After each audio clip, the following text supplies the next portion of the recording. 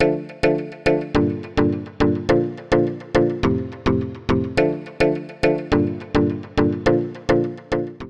dia a todos. É com uma grata e imensa satisfação que nós recebemos hoje no webinar da DIT Rafael Andrade e Gabriel Cruz, da Capitalis, com o tema O Ciclo Completo do Financiamento para Loteamentos e Governança e Oportunidades.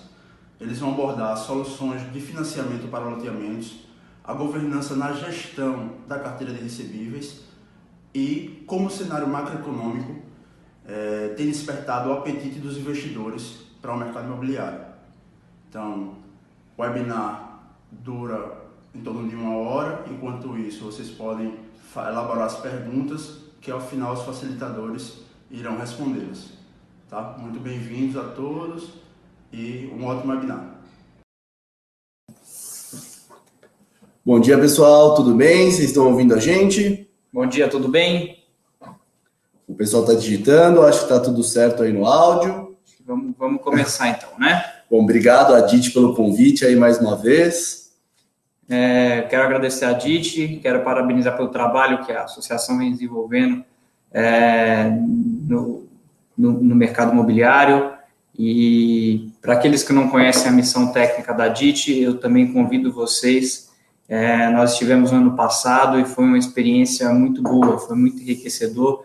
Tá todos aqueles dias lá nos Estados Unidos, conhecendo todos aqueles projetos de cidades planejadas, enfim. Nós aqui da Capitalis recomendamos fortemente a todos vocês, se puderem ir.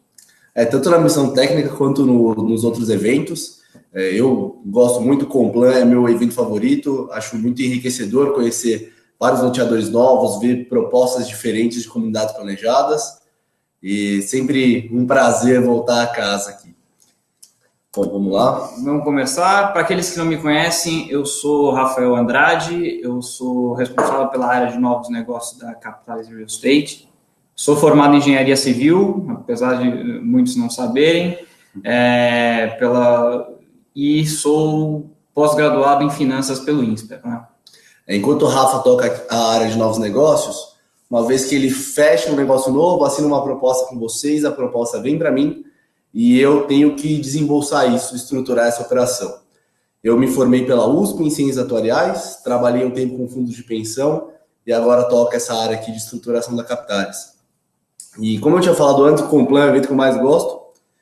Eu lembro assim, depois da palestra me falaram, é muito legal esses painéis de loteamentos que vocês fazem, mas parece uma conversa entre o Gabriel do mercado financeiro com outra pessoa do mercado financeiro também. Não parece que vocês estão falando com o loteador. Eu saí de lá com isso na cabeça e depois de pensar bastante, eu achei que o loteador estava certo. Não tive prazer de conversar com ele desde então, mas ele influenciou todo esse webinar que a gente fez. Porque a gente falava muito do loteamento como se fosse essa linha do tempo aqui. No momento zero, já tem uma carteira de recebíveis pronta. Então, a gente fica falando de cessão, de todas as estruturas que você pode fazer, de securitização com essa carteira. Mas a verdade do loteamento não é essa, né? A verdade é muito parecida com isso. Então, qualquer loteador sabe, né, que o loteamento começa muito antes de existir a própria carteira de recebíveis e você tem muitos custos aí ao longo do caminho antes de chegar nesse momento bonito da carteira propriamente dita, né? Uma jornada bem árdua até chegar na carteira. Aí a nossa ideia foi mudar um pouquinho a visão do painel que a gente teve e fazer uma coisa mais voltada ao loteador. E aí o Rafael, que foi o principal vetor nessa parte. Então a gente resolveu criar algo diferente para esse webinar, né? A gente foi conversar com os loteadores para entender o que vocês queriam entender de nós e fizemos esse webinar a 4 mãos. Trouxemos aqui 4 exemplos reais de loteadores que acessaram o mercado de capitais, cada um com uma realidade completamente diferente do outro. Então, e não importava se a empresa era pequena, média ou grande, a gente escutou as mesmas demandas, as mesmas perguntas de todas elas, tá? Então, basicamente, a primeira... Aqui, vou deixar que eu passo aqui, Rafa. A primeira é qual tipo de financiamento para o ciclo completo do loteamento. E ciclo completo, a gente entende que não começa com a venda dos lotes, começa muito antes, com a compra, permuta do terreno, aprovação, enfim, é um caminho um pouco mais longo. A segunda, aquela que se a gente não falar, com certeza vocês vão perguntar, e qual que é a taxa? E a terceira pergunta, que foi muito enfatizada para um amigo meu do Rio de Janeiro, que deve estar nos assistindo, procedimento para o desembolso. Tá? Então, para responder essas perguntas, nós quebramos o loteamento em 3 grandes fases. A primeira fase do empreendimento é a identificação da área, aquisição do terreno, fechada a permuta, aprovação do projeto. A segunda é após o lançamento do empreendimento, início das obras. E a terceira e última é com o loteamento entregue, e vocês conhecem aí com o TVO em mãos, tá? Bom, e a gente dividiu assim, vocês podem ver no slide, principalmente por causa da taxa esperada em cada uma das etapas. Aí, qualquer aula de investimento que vocês já fizeram, que vierem a fazer, alguém vai falar da relação de risco e retorno.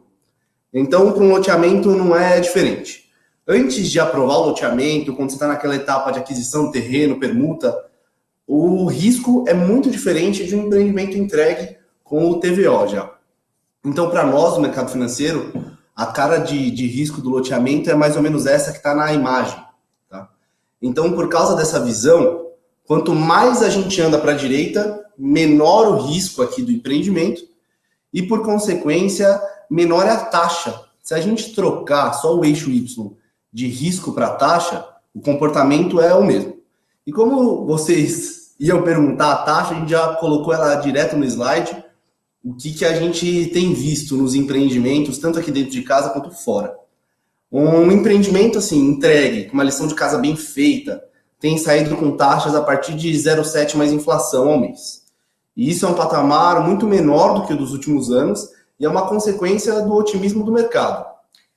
Hoje o que a gente entende é que o mercado está muito líquido, né? Tem muito dinheiro na rua, a redução das taxas de juros nos últimos anos obrigou aquele investidor a deixar de ser rentista e buscar investimento em outras classes de ativos para não perderem rentabilidade em suas carteiras, tá? Então, conforme a gente anda para a esquerda, as taxas vão subindo e os intervalos possíveis de taxas também. Então, para o empreendimento em obra, as taxas são na média, sei lá, de 0,95 até 1,5. Já para empreendimentos na fase de pré-lançamento, o intervalo de taxas é maior. As taxas partem aí de 1,4 e aí vai. Tá? Bom, quando a gente viu, né, a primeira etapa ali, a pré-aprovação, é a mais cara, né? Mas ela também é a que pode deixar o crédito mais barato em todas as próximas etapas. A gente vai falar todos os tipos de investimento. Como somos uma gestora aí, nessa etapa, vamos destacar os investimentos vindo de mercado de capitais. Bom, vocês sabem melhor do que eu que aprovar um loteamento no Brasil não é muito fácil, né? Tem que passar por diversas burocracias, surgem demandas ambientais, vem um EIA-RIMA, todo um imbróglio que a expertise para resolver ele está com vocês, não está muito com o investidor, com quem está aqui no mercado de capitais. Então o investidor fica um pouco desconfortável com isso. Quando o investidor institucional entra nessa primeira etapa, normalmente ele quer um retorno grande, ele quer um pedaço da SPE, mais uma rentabilidade mínima. Tá? E nós não somos muito fãs desse investimento, porque a gente acha que fica desvantajoso para o desenvolvedor, mas é uma alternativa. Além disso, a gente tem o crédito bancário, que é um crédito genérico. Você pode pedir, o dono da imobiliária que vai vender os seus lotes pode pedir, o dono da farmácia que vai comprar o seu lote comercial também pode pedir. É bem genérico, não resolve o descasamento de caixa propriamente dito, mas ele te dá um alívio momentâneo e tem uma PMT no momento seguinte. E como essas duas alternativas não são muito boas, vocês têm uma solução, foram desenvolvendo soluções próprias ao longo do caminho, né? Então, existe investimento de conhecidos, parceria com outras loteadoras, a gente tem permuta para adquirir o terreno, e eu não vou me alongar muito nessa etapa, porque claramente vocês conhecem melhor do que eu isso. Mas tem um ponto aqui que a gente gosta muito, que pode dar previsibilidade para o caixa nas etapas seguintes e diminuir bem o custo de capital, que é realmente se preparar. E é legal contar uma história da Adit até, do Irineu, todo mundo aqui deve conhecer ele, e quem teve no Complan ano passado teve a oportunidade de conhecer o Azur. É um empreendimento ímpar, fica no coração de Eusébio, lá no Ceará, tem um lago imenso no meio do empreendimento, paisagismo do Benedito Abud, é maravilhoso o empreendimento mesmo. E um empreendimento de primeira linha como esse, vocês podem, todos têm certeza que não é um empreendimento barato, né? Então o Irineu e toda a BL deles fizeram o que a gente mais gosta nessa primeira etapa. Eles se prepararam para acessar o mercado de capitais no momento seguinte. Então, primeiro o Irineu procurou o Irapuã, da certificadora, tem até um webinar que ele fez um tempo atrás, se vocês não viram, tem no YouTube, é bem legal. E o Irapuã ajudou o Irineu tanto na concepção do produto e começou a certificar os recebíveis desde o momento zero. Tá? E além disso, o Irineu se juntou com muita gente boa. Ele se juntou com o Benedito, como eu falei, com o Benedito, com o Paulo Toledo para as vendas. E depois de se juntar para esse pessoal, procurou a gente. A gente desenhou vários cenários junto com eles, e cenários futuros de empreendimento, com vendas, com obras, e apresentamos uma proposta com um gatilho para ele. Ó, se você atingir esse gatilho de vendas, atingir esse gatilho de obras, a gente financia todo o resto do empreendimento. Então, o que o Irineu fez? Ele se juntou de gente boa e teve uma segurança de que ele teria o dinheiro caso ele precisasse para financiar as obras, né? E no final, o empreendimento foi um sucesso e ele nem precisou do nosso dinheiro, ele tinha um MOU lá, a gente ficou super feliz que ele não precisou, que o empreendimento foi maravilhoso. E a gente acha que o empreendimento deu tão certo exatamente por essa preparação que ele teve nessa primeira etapa. Avançando um pouco na linha do tempo, a gente chega ao financiamento das obras, tá? É a parte que a gente mais gosta. Eu sou engenheiro de formação, trabalhei com obras de infraestrutura e obras habitacionais e, para mim, é um prazer muito grande ver o empreendimento nascer de fato. Limpeza de terreno, abertura de rua, drenagem, ligações, executando pavimento. Eu gosto de ver aqueles equipamentos trabalhando, né? Dá uma alegria muito grande. E aqui, para essa fase, o produto que a gente mais gosta realmente é o nosso. É uma operação mais curta, de fato voltada à execução das obras, ok? Como vimos na linha do tempo das taxas dos slides anteriores, o risco de obra não deixa essa etapa ser a mais barata do percurso, porque a gente incorre no risco de performance. Logo, se você toma um crédito longo nessa etapa, você leva a taxa de risco de obras para um prazo maior. Por isso, nós fazemos um financiamento a partir dessa cessão parcial da carteira que você já possui e levamos em consideração também uma carteira futura. Tá? Baseado no que a gente tem aqui dentro de casa, a gente fez um exemplo genérico,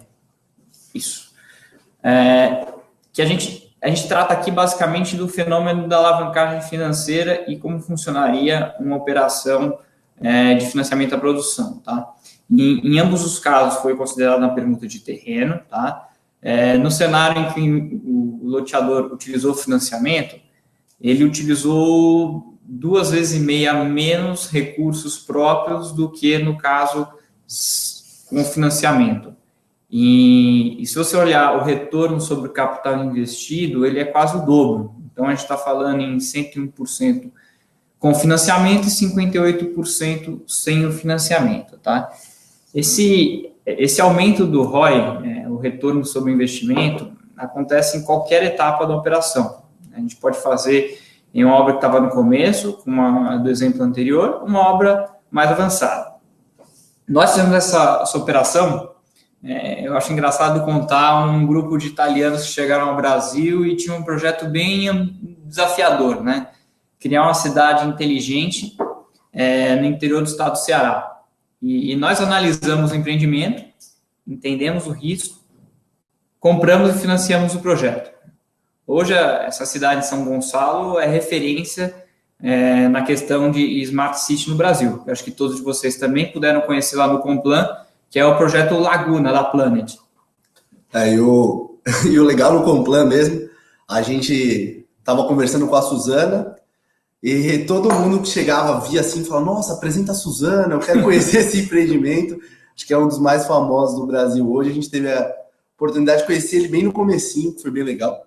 E quando você olha uma etapa mais avançada já dessas obras, é legal que ele serve tanto para aumentar, deixa eu voltar o slide aqui, ele serve tanto para financiar as obras, como no caso da Suzana, né? Mas ele aumenta o ROI do empreendimento, que o Rafa falou, esse retorno do capital investido, e tem uma valorização de marca e velocidade nas obras. Então, numa etapa mais avançada, você também pode fazer esse tipo de financiamento. E um exemplo que eu gosto aqui, que está dentro de casa, é um dos loteamentos mais bonitos aí que eu já vi em obras, tem tudo para virar um dos mais bonitos do Brasil. E é legal que a gente tem alguns amigos que sempre passam ali pela L101, em Alagoas, e passam bem na frente do empreendimento, que é o Reserva São Michel, da Ceruti Engenharia. Ceruti que foi também membro da DIT durante muito tempo. E todo mundo que passa na frente do empreendimento liga para a gente para falar da quantidade de maquinários trabalhando todo dia e que o empreendimento está ficando espetacular. Eu, quando eu fui visitar o Ceruti, teve duas coisas que me chamaram muita atenção, né? Além da beleza do lugar, que é maravilhosa. O primeiro é como o Ceruti entendia e gostava de estar na obra. E o segundo ponto era, assim, ele tinha planos para acelerar muito a obra uma vez que entrasse o capital do financiamento. E, de fato, foi isso que aconteceu. Uma vez que entrou o financiamento mais lotes, ele já tinha avançado uns 70% de obra, pelo menos. Esses últimos 30% estão correndo uma velocidade quase que assustadora, uma vez que você tem todo o capital firme ali para isso. Bom, voltando para o slide de financiamento, né? Além do exemplo que a gente deu, do mais lotes, há algumas alternativas fornecidas pelo mercado também, né? No próprio mercado de capitais, há a securitização. A securitização acho que deve ser a mais famosa aí das possibilidades de acessar o mercado de capitais. A gente gosta de securitização, né? Um termo que vem do inglês. O que ele quer dizer é que você está transformando qualquer ativo num papel que pode ser comprado por um investidor. Então, no caso do loteador, a securitização é pegar aqueles recebíveis que você tem da carteira, transforma ele num papel que pode ser comprado por um investidor externo. O securitizador não é propriamente dito um investidor na ponta, ele conecta essas duas pontas. E a gente, apesar de gostar muito da securitização, a gente acha que vale mais a pena você usar numa próxima etapa, no pós-obras, do que utilizar nessa parte de financiamento mesmo para a obra. Porque, como que a gente viu nos slides anteriores, a parte pós-TVO tem um risco menor. Então, se você faz uma securitização, você pega tanto essa parte da frente, como a parte de obras, e antecipa tudo. Então, você antecipa tudo com o risco da obra. Fica um pouco caro, isso, né, ao longo do tempo. E também, como a carteira ainda está em formação, você não dilui totalmente os custos da securitização.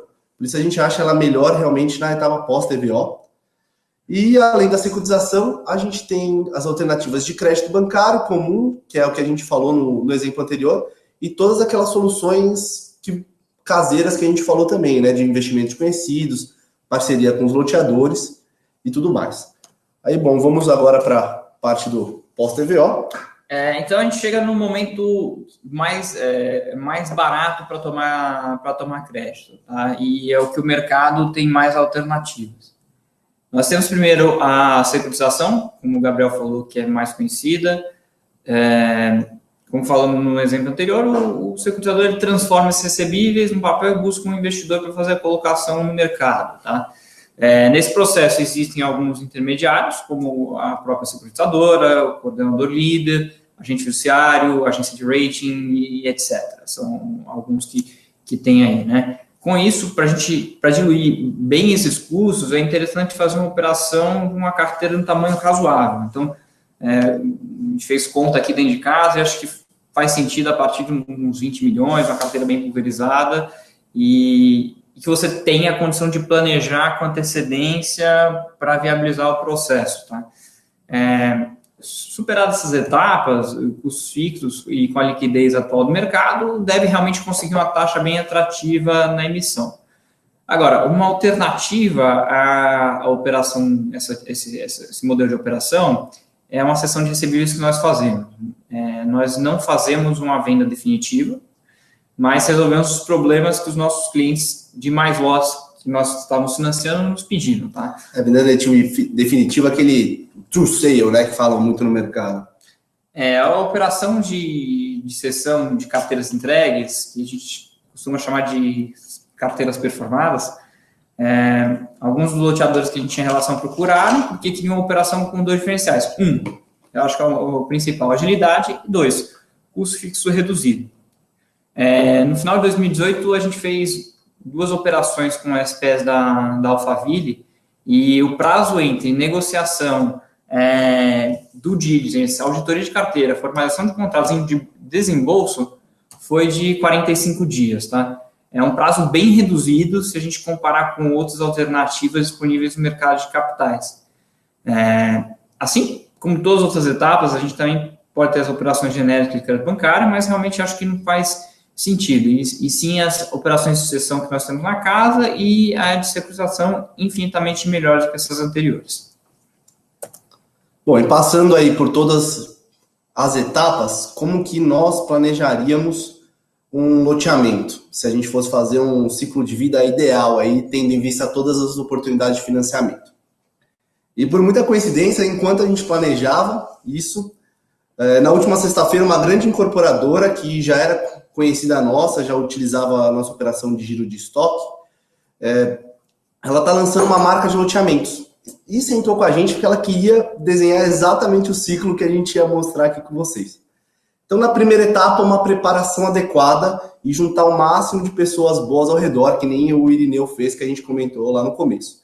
E já assinar um MOU, uma proposta com a gente, falando, atingindo os gatilhos, você financia minha obra, para você ter a segurança que a obra vai ser entregue, né? Na segunda etapa, um financiamento mais curto, focado em obras. E a última etapa, a securitização de cessão dos recebíveis. Sendo aí securitização, caso você tenha uma carteira maior e pulverizada, e você não tenha muita urgência para o dinheiro, você quer ceder ele, já a cessão para qualquer outra alternativa, né? E a última pergunta que o Rafa tinha levantado, já entrando mais no processo de desembolso, deixa eu voltar essa imagem aqui um pouquinho antes, que ela é engraçada. Um amigo nosso no Rio de Janeiro, ele tinha falado que o processo para desembolso no mercado de capitais parecia mais ou menos isso, né? Então, você tem aí essa linha toda torta, passa por CCB, comitê, banco, acontece diligência, busca investidor ali, e depois sai o dinheiro na outra ponta, né? Uma coisa toda confusa. E a Capitais, como propósito, até nossa área de real estate, mas todas as outras, é transformar essa linha tenuosa numa linha reta mesmo, né? Então, é esse o objetivo. A operação da Alphaville, que o Rafa falou, saiu em 45 dias, mas qualquer outra operação com cedente organizado que se preparou, ela pode acontecer nesse mesmo prazo também. E a gente tem só 3 etapas de fato aí para resolver. A primeira etapa desse processo fica comigo. Vocês preenchem uma ficha de cadastro, contém quantidade de lote, tabela de venda, endereço, se tiver carteira, os dados sobre ela, que é data de vencimento de parcela, pagamento de cada um dos contratos, enfim. A partir disso, nós enviamos uma proposta de investimento. Uma vez assinada a proposta, essa operação passa para o Gabriel, tá? Aí comigo, a gente tem que vencer 2 etapas. A primeira é a auditoria, e na auditoria são 2 frentes, né? Uma frente voltada à aprovação do empreendimento, ao terreno, vai olhar todo esse conjunto. E a segunda frente é uma frente de carteira, que vai olhar cada um dos contratos e ver se todas as cláusulas estão certinhas com a legislação e se a própria ficha financeira que você está cobrando, né, no banco está refletido no contrato. Até o Irapuã, que a gente falou lá no começo, que tem um webinar dele que é legal, ele consegue preparar essa auditoria antes mesmo dessa etapa, para com ele até essa operação de 45 dias a gente pode reduzir para 30 ou menos, tá? E daí, a última etapa é parte dos contratos propriamente dito. Assino eu, assino vocês, reconhece a firma de todo mundo, registra no cartório e desembolsado o dinheiro.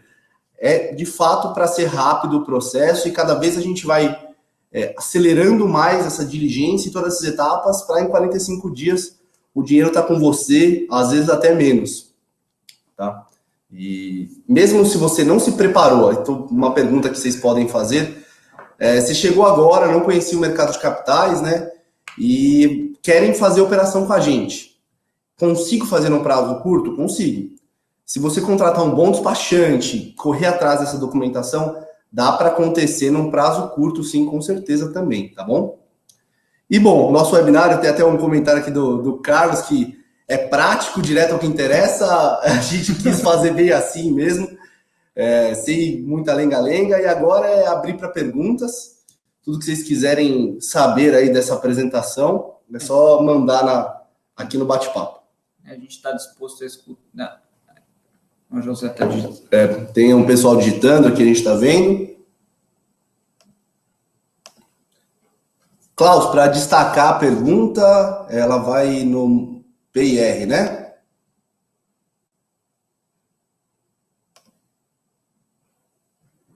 Bom, tem um pessoal digitando.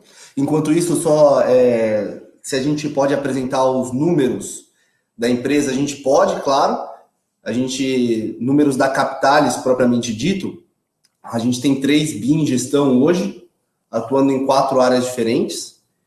E esses números que a gente colocou no Excel, naquele exemplo, eles foram feitos baseados nas nossas próprias operações.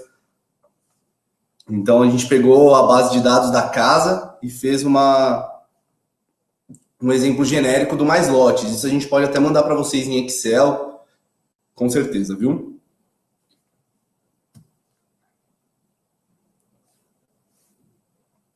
Aí. Espera aí, gente. Só a gente está tendo um pouquinho de dificuldade aqui com as perguntas. Tem uma pergunta do Vinícius. Isso. Bom, você responde aí, Rafa? Sobre o momento ideal para a gente optar pelo Mais Lotes. Primeiro, obrigado, Josué. O Mais Lotes, a gente pode fazer uma precificação dele tanto antes do lançamento, para te dar uma expectativa de volumes e custos da operação, mas o ideal para a gente fechar, para que os números estejam realmente mais consistentes, eu sugiro que seja após o lançamento. Só lembrando, como a gente apresentou, a gente faz esse tipo de precificação antes do lançamento, como a gente fez com o Irineu da BLD. Tá? Bom. Eu acho que essa pergunta já foi. Ainda nessa linha, qual a melhor forma de apresentar os números da empresa? Os números de vocês. Carlos, a gente tem uma planilha de cadastro. Aqui no último slide, depois que das perguntas a gente vai voltar para eles, vai ter o meu e-mail do Rafa. Aí a gente manda essa planilha para você, fica bem claro ali. A gente desenhou essa planilha até com alguns loteadores para ficar fácil de entender, não ser uma planilha de quem está aqui só no mercado financeiro. E voltado ao dia a dia de vocês, a como funciona o Cienge, o Mega, o sistema de vocês, para vocês conseguirem exportar direto para essa planilha. E com essa planilha preenchida, você manda para o Rafa aqui, ele vai ser que vai tocar essa parte. Em 2, 3 dias a gente já consegue firmar uma proposta para o empreendimento de vocês, tá bom? Sobre ticket mínimo e máximo de operação, obrigado, Flávio. Hoje a gente está trabalhando com operações a partir de 1,5 milhão, 2, e podemos trabalhar até 30, 40, 50. A gente vai analisar oportunamente se faz sentido o investimento ou não, mas nós não temos restrições e podemos fazer todo tipo de análise que for necessária para oferecer uma solução de crédito desenhada aí para a operação de vocês, tá bom? Perfeito. Vinícius, eu nunca ia conseguir falar seu sobrenome. Eu acho que eu desembolsaria uma operação com você mais rápido do que eu aprenderia isso, viu? Mas muito obrigado pela pergunta, brincadeiras à parte. Próxima pergunta. Existe algum custo além da taxa? Sim. Tá? Temos o custo da auditoria, aquela auditoria que a gente colocou no meio do caminho, e com a certificadora você pode fazer antes. Tem esse custo e tem um FII de estruturação, que gira em torno de 2% da operação, às vezes um pouquinho menos, um pouquinho mais, que você divide esse custo, na verdade, de estruturação, com todos os loteadores que estão na nossa base de dados, para custear mesmo os custos do FDIC, que é o instrumento que a gente usa para fazer a operação, que é o Fundo de Investimento em Direitos Creditórios.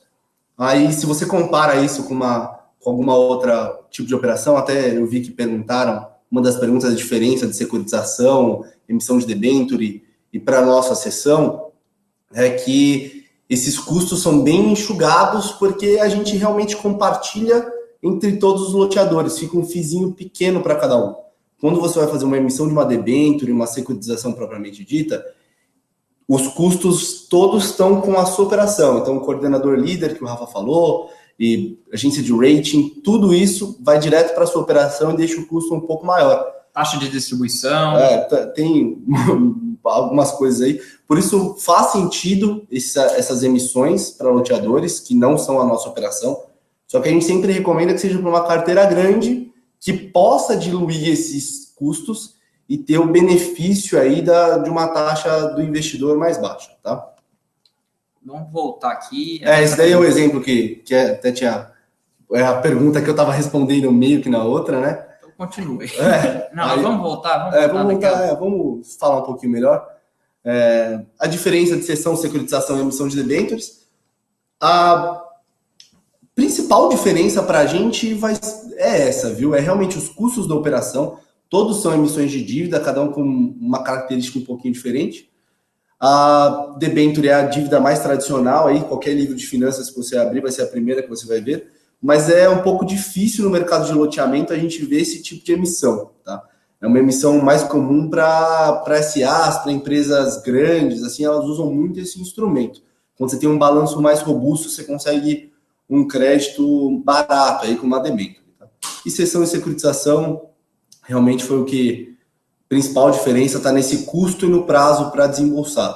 A securitização demora um pouco mais, é um pouco mais custosa, mas como ela consegue pulverizar entre muitos investidores aqui na ponta, ela pode ter um crédito, no final, uma operação bem barata, se você tiver uma carteira grande o suficiente para diluir os custos fixos dela. A nossa cessão, ela tem a vantagem aí de ser mais rápida, em 45 dias é a nossa meta para colocar o dinheiro na rua, tá bom? Custa um pouco menor o custo fixo. Tem uma carteira de 24 milhões e estoque de 18. O empreendimento está entregue. Qual é a melhor opção para antecipação de recebíveis? Nesse caso, a gente sugere que a operação de cessão de recebíveis da nossa casa, a gente traria um limiar, acho que tem que fazer conta, mas a gente convida você a trazer aí para a gente dar uma olhada.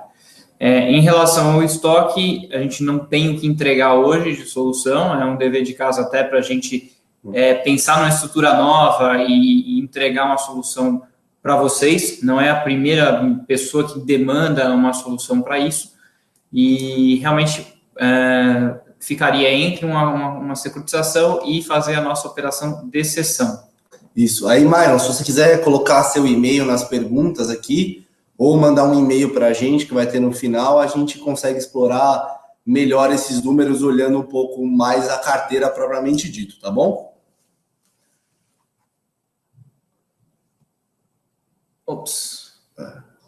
Ixi, a gente incluiu uma pergunta.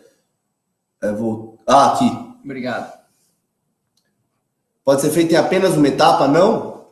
Pode ser feito em mais de uma etapa. Até uma operação que a gente gosta bastante, a gente tem algumas dentro de casa, nesse lançamento faseado, financia a obra da primeira etapa e depois, com a cessão da carteira dessa primeira etapa, você consegue pagar todas as outras e todo o resto é lucro para vocês. É uma questão da gente sentar junto, Larissa, e desenhar a operação que mais faz sentido para os dois lados, viu?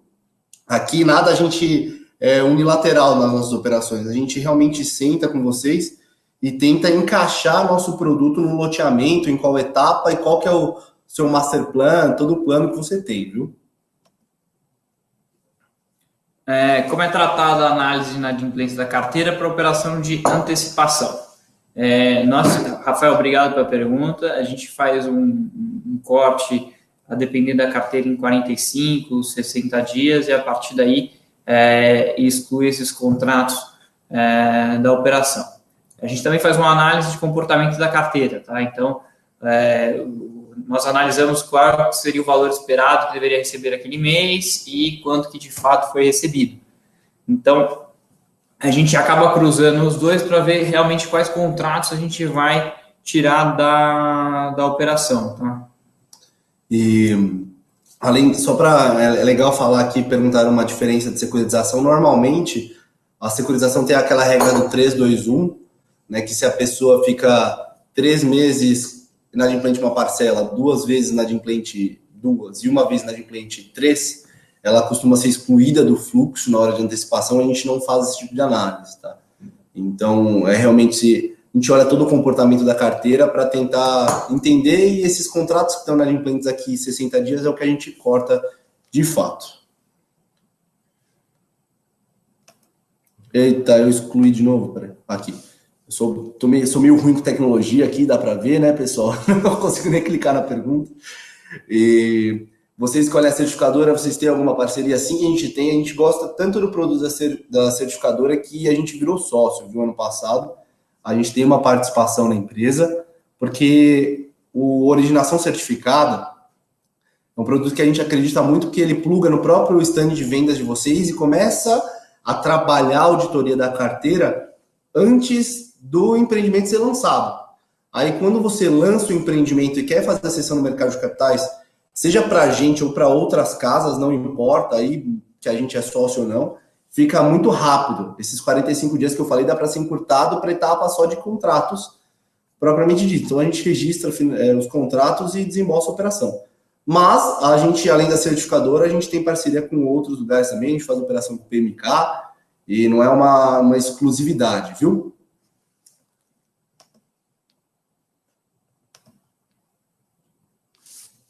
Tem mais alguém digitando?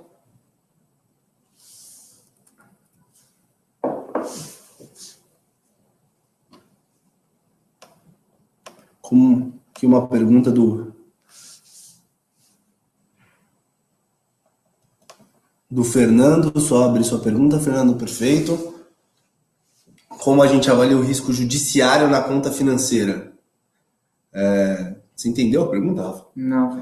Não sei se, Fernando, se pudesse reformular a pergunta, não sei se está falando do risco jurídico do empreendimento, se for de uma maneira geral, aí quem faz essa análise é propriamente o advogado, né? Então a certificadora, como eu falei, faz, o PMK faz, ele vai olhar para ver esse risco jurídico, a aprovação do empreendimento, o terreno e o loteador. Então, se a aprovação saiu de maneira correta, se o terreno não tem tem um uso capião no meio, um cemitério indígena, essas coisas que a gente vai encontrando no meio do caminho, se não tem esse tipo de coisa e a aprovação foi ok. O loteador é um loteador sério, o risco aí é sempre baixo, viu? Não tem nenhuma operação que eu lembre aqui que teve um risco jurídico, a não ser que tivesse algum problema na cadeia nominal muito forte que não acontecesse com a gente, que a gente não conseguisse fazer. Eu acho que é isso, né?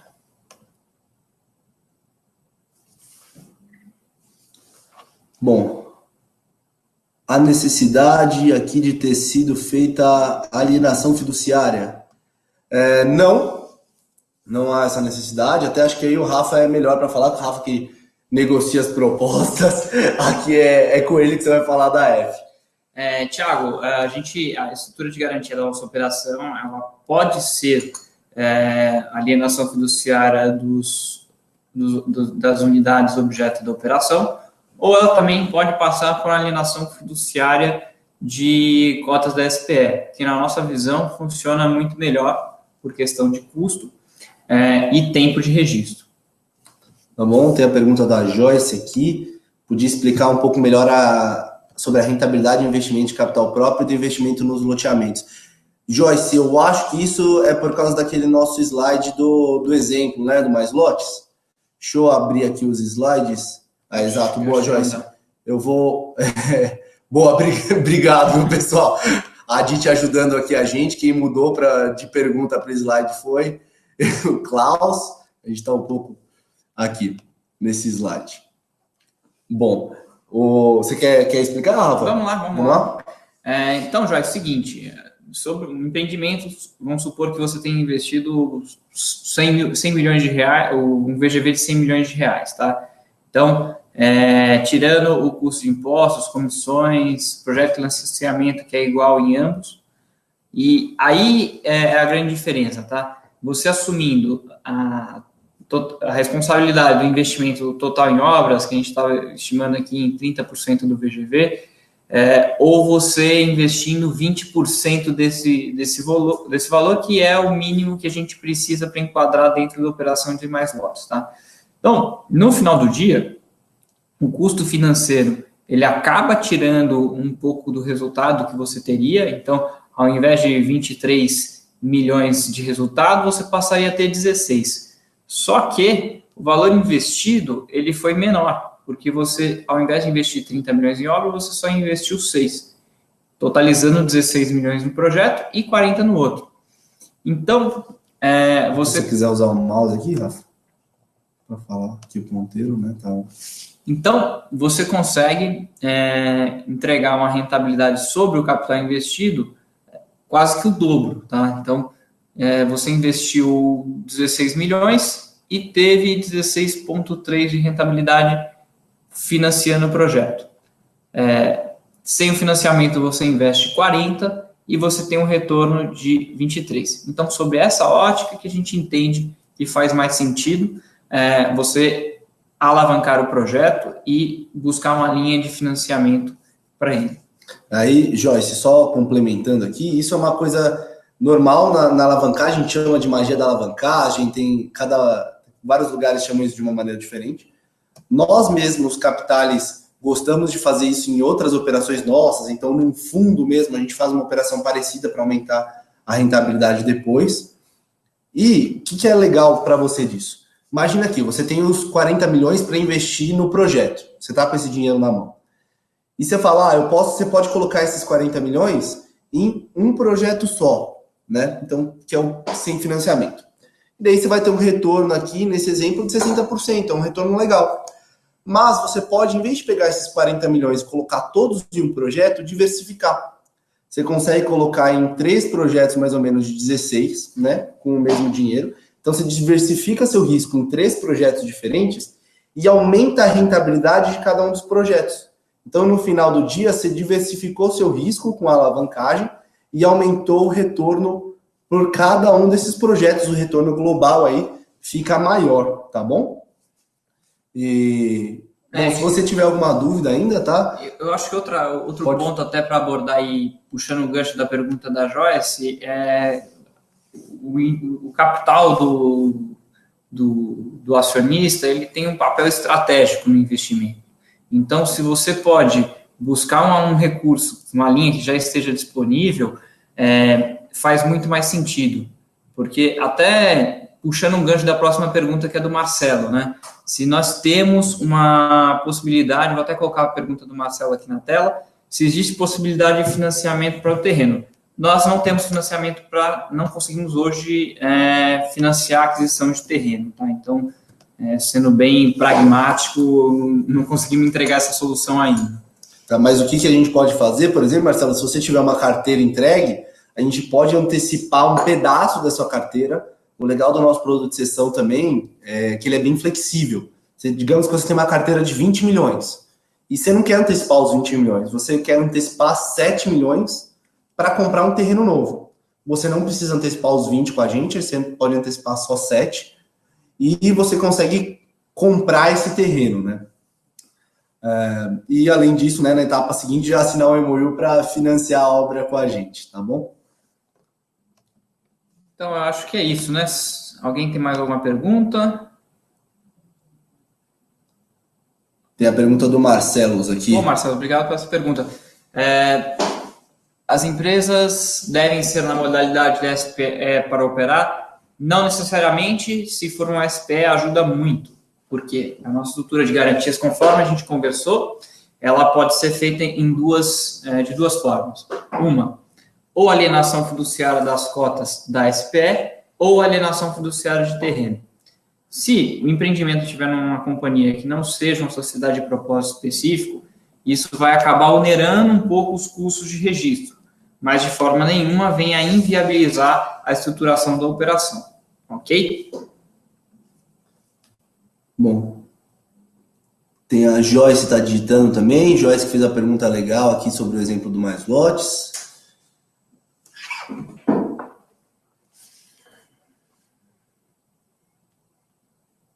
Alienação fiduciária de... Vamos ver aqui.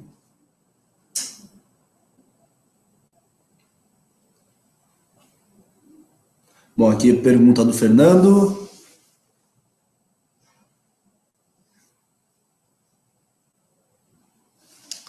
Como a gente avalia a alienação fiduciária em conta de risco-retorno? A alienação fiduciária é uma segurança a mais, Fernando. Você está correto disso, tá?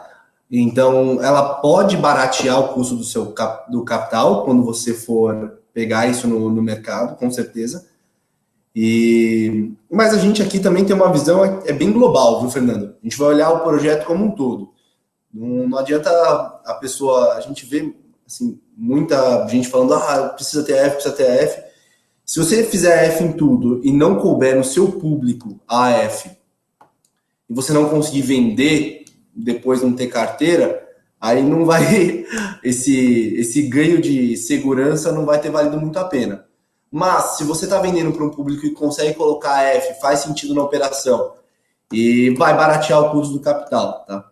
Por isso é bem legal até sempre preparar o produto antes, conversando com a gente nessa primeira etapa de lançamento, conversando com o Irapuã, lá aquela operação de a certificadora, a originação certificada, que vai estudar essas possibilidades, se cabe a F ali, qual que é o melhor produto, junto com vocês, fazer um paralelo entre o que é o melhor para o mercado financeiro, um crédito mais barato, e o melhor para vocês e seu público. Tá bom, Fernando? Joyce, sobre a alienação fiduciária de cotas da SPE, é feito um instrumento de alienação particular, em que vocês assinam, e isso é levado a registro na junta comercial, tá? Então, a junta, você vai fazer uma alteração no contrato, dizendo que aquelas cotas estão alienadas para fulano, o tal fundo sucessionário, quem comprou os créditos. Então, é bem simples, bem rápido, né? Isso passa pela junta e a gente fica livre aí de registro de imóveis, que acaba demorando um pouco mais. Isso aí, até para fazer a alienação de lote, a gente costuma até dar um prazo quando vai ter a alienação fiduciária de lote, para conseguir desembolsar a operação antes, e você vai fazendo essa alienação ao longo do caminho.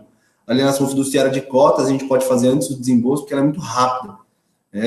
Assinar um contrato e registrar no cartório, do mesmo jeito que o contrato de cessão que a gente faz. Tá bom, só Joyce? fazendo uma ressalva, tá, Joyce? É o cartório de títulos e documentos, tá? Eu falei que ficava livre do cartório de registro de imóveis. Perfeito.